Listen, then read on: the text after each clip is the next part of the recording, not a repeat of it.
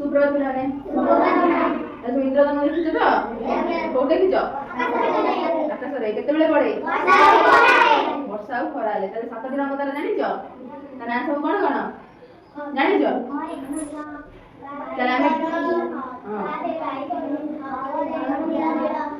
ନରେ ନୀଳ, ସରେ ସବୁଜ, ନରେ ହଳଦିଆ, ନରେ ନାଳ ନାରଙ୍ଗୀ, ନରେ ଲାଲ ରଙ୍ଗ।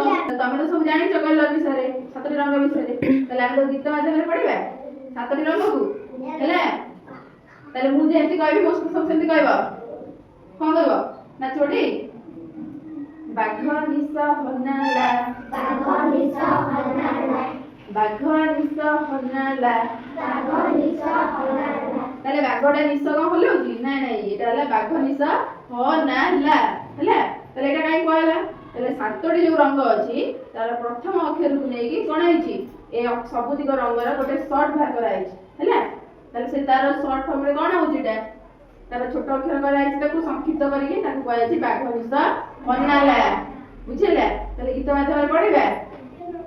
ବାଘ ନିଶ ହନାଲା, ବାଘ ନିଶ ହନାଲା, ଇନ୍ଦ୍ରଧନୁର 7ଟି ରଙ୍ଗ ତାକୁ ଥରେ ଦେଖନା,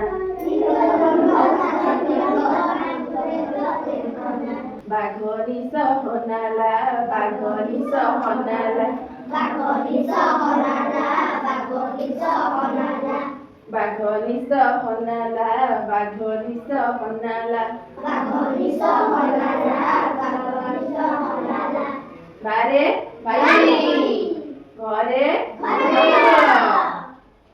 ନରେ ନୀଳ, ସରେ ସବୁଜ, ସବୁଜ ସୁନ୍ଦର ହେଲା। ତାହେଲେ ଗୀତ ପଢିବା। ବାରେ ବାଇଗଣୀ, ବାରେ ବାଇଗଣୀ, ଘରେ ଘନ ନୀଳ, ଘରେ ଘନ ନୀଳ, ନରେ ନୀଳ, ନରେ ନୀଳ, ସରେ ସବୁଜ ସୁନ୍ଦର, ସରେ ସବୁଜ ସୁନ୍ଦର। ତାହେଲେ ପଢିବା। ବାଘ ନିଶ ହନାଲା, ବାଘ ନିଶ ହନାଲା, ଖରା ଓ ବର୍ଷା ହେଲେ ତାକୁ ଥରେ ଦେଖନା, ଖରା ଓ ବର୍ଷା ହେଲେ ତାକୁ ଥରେ ଦେଖନା, ଖରା ଆଉ ବର୍ଷା ହେଲେ ତାକୁ ଥରେ ଦେଖନା, ଖରା ଆଉ ବର୍ଷା ହେଲେ ତାକୁ ଥରେ ଦେଖନା। ଆରେ ଦେଖନା, କାହାକୁ?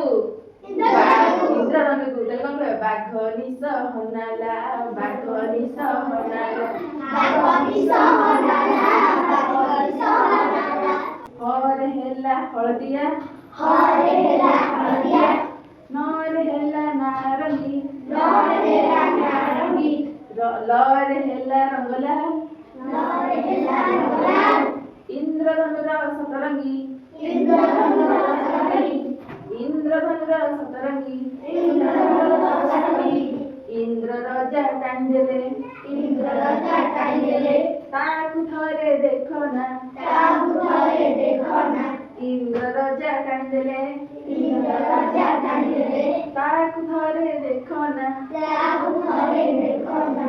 ବାଘ ନିଶ ହନାଲା, ବାଘ ନିଶ ହନାଲା, ବାଘ ନିଶ ହନାଲା, ବାଘ ନିଶ ହନାଲା, ବାଘ ନିଶ ହନାଲା, ବାଘ ନିଶ ହନାଲା, ଇନ୍ଦ୍ରଧନୁର 7ଟି ରଙ୍ଗ ତାକୁ ଥରେ ଦେଖନା, ଇନ୍ଦ୍ରଧନୁର 7ଟି ରଙ୍ଗ ତାକୁ ଥରେ ଦେଖନା। ବାଘ ନିଶ ହନାଲା, ବାଘ ନିଶ ହନାଲା, ବାଘ ନିଶ ହନାଲା, ବାଘ ନିଶ ହନାଲା, ଇନ୍ଦ୍ରଧନୁର 7ଟି ରଙ୍ଗ ତାକୁ ଥରେ ଦେଖନା, ଇନ୍ଦ୍ରଧନୁର 7ଟି ରଙ୍ଗ ତାକୁ ଥରେ ଦେଖନା। ବାଘ ନିଶ ହନାଲା, ବାଘ ନିଶ ହନାଲା, ବାଘ ନିଶ ହନାଲା, ବାଘ ନିଶ ହନାଲା, ବାଘ ନିଶ ହନାଲା, ବାଘ ନିଶ ହନାଲା।